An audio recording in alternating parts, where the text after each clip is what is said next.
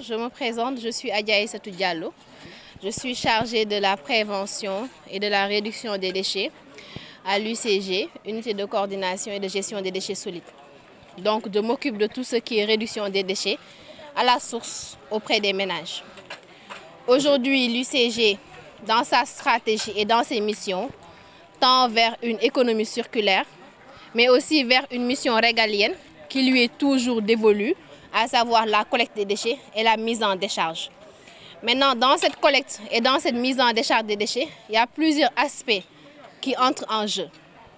L'un des aspects, c'est notamment les infrastructures qui sont mises en place, ainsi que les équipements, à savoir les camions de collecte, de transport, le système de balayage.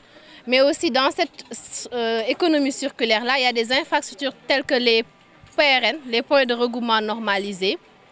Il y a les centres de regroupement et de commercialisation, les CRC. Il y a les CIVD, les centres intégrés de valorisation des déchets, qui sont des infrastructures mises en place afin de développer une économie circulaire au Sénégal, de collecter les déchets auprès des ménages et d'en faire une valorisation, une transformation. Donc ça, c'est un des volets. L'autre volet, bien sûr, c'est la mobilisation sociale, la sensibilisation. Lorsqu'on parle de gestion des déchets, il est important aussi qu'on intègre la question de la sensibilisation et de la mobilisation sociale. C'est pour ça, dans le cadre d'un projet pilote de tri qu'on a initié au niveau de 3 PRN, à savoir le PRN de Champ de Course, le PRN de Kermel et le PRN de HLM, nous allons vers les commerçants et vers les cibles. Excusez-moi, est-ce que nous allons vers les commerçants et vers les cibles afin de les sensibiliser et les initier à la culture du tri des déchets à la source. Donc ça, ce sont des stratégies et des missions sur lesquelles l'UCG travaille. En plus de cette opérationnalité de ces projets-là, il y a bien sûr des études qui sont faites. Il y a des lois, des règlements qui sont introduits. Il y a des études aussi, des études de caractérisation des déchets. En quoi est-ce qu'on peut valoriser les types de déchets que nous retrouvons un peu partout au Sénégal et à Dakar? Que ce soit la matière organique, que ce soit la filière plastique, que ce soit la filière, autre filière en tout cas qu'on peut retrouver dans les types de déchets solides ici au Sénégal. Donc c'est vers ça que nous allons et nous saluons l'initiative de l'ONG RAES de produire des supports audiovisuels qui permettent de sensibiliser la population et de les initier non seulement à la culture de la propreté, qui est déjà une de nos missions, mais aussi de les initier à la culture de la réduction des déchets, du tri, du recyclage, de la valorisation et de l'hygiène publique. Aujourd'hui, dans la gestion des déchets, comme vous l'avez remarqué, il y a déjà la diminution de la prolifération des dépôts sauvages. Avant, il y avait énormément de dépôts sauvages à Dakar et ailleurs dans les autres régions, mais aujourd'hui, l'UCG a pu mettre en place un système des infrastructures de collecte des déchets, notamment les points de regroupement normalisés, qui sont des points qui permettent à la population de pouvoir apporter leurs déchets afin que ces déchets soient acheminés au niveau de la décharge ou bien au niveau des centres de regroupement et de commercialisation en ce qui concerne le tri et le recyclage. En plus de ces infrastructures, je l'ai dit tantôt, il y a d'autres infrastructures qui sont mises en place, à savoir les CIVD dans le cadre du projet PGDSU que vous allez retrouver à Touba, à Kaolack, à Tivaouane et aussi à Dakar, qui sont des centres intégrés de tri et de valorisation qui vont recruter de la main-d'œuvre afin de retrier les déchets une fois qu'ils sont récupérés auprès des ménages.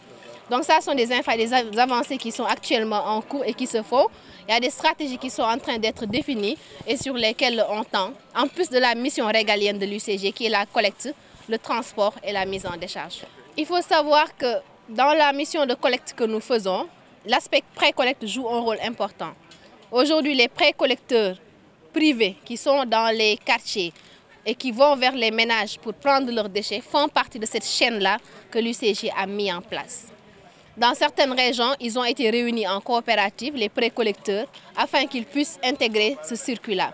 Aujourd'hui, on a un charge de la pré-collecte et il y a des associations, des organisations qui ont été dotées en tricycle motorisés pour pouvoir, eux, s'assurer de la pré-collecte dans les quartiers où peut-être le camion de l'UCG n'a pas accès. Donc il y a tout un système de modernisation, notamment ici à Malika et ailleurs, où des organisations, des associations ont été ciblées par appel à projet pour faire le système de pré-collecte. Les défis de l'UCG, c'est non seulement continuer à assurer sa mission régalienne, c'est-à-dire le taux de couverture en termes de collecte des déchets auprès des ménages, le tri la culture du tri et de la valorisation auprès des populations sénégalaises, la préservation ou bien la maintenance des infrastructures qui ont été mises en place en termes de gestion des déchets. Donc ça, ce sont les défis vers lesquels l'UCG veut aller, Inch'Allah. Alors, les réformes, en tout cas la réforme majeure aujourd'hui, c'est la transition de l'unité de coordination de gestion des déchets solides vers une société nationale. Maintenant, en ce qui concerne cette réforme-là, on ne peut pas s'y avancer puisque c'est en cours et que je ne maîtrise pas ce sujet-là principalement. Mais il y a cette transition-là qui veut faire du tri ou bien qui veut faire de la gestion des déchets une question plus effective, notamment la transition de l'UCG vers une société nationale de gestion intégrée et de valorisation des déchets.